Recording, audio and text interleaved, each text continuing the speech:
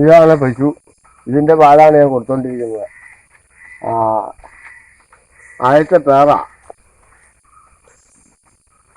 കിട്ടുന്ന 27-30 കച്ചിയെ കിട്ടുന്നുള്ളൂ.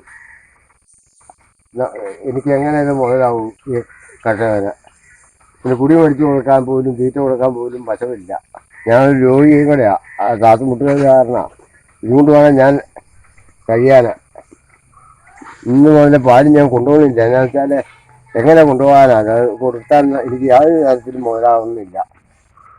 ഇന്നിപ്പോൾ ഉമ്മ കിട്ടി തിന്നുമ്പോൾ ഉച്ചയ്ക്ക് കാരണം രാവിലെ വിട്ട് കുടിപ്പിക്കും. അല്ലാതെ തന്നെ ചെയ്യണത് 10,000-75,000 രൂപ കൊടുത്ത് മേടിച്ച് കിട്ടിയതാണ് പശുവിനെ. എന്ത് കിട്ടാനാണ് എനിക്ക് ഇങ്ങനെ കൊണ്ട് കൊടുത്താൽ? എൻ്റെ ജീവിതം താറുമാറാക്കി ഈ കരുവണ്ണൂർ മിൽമ.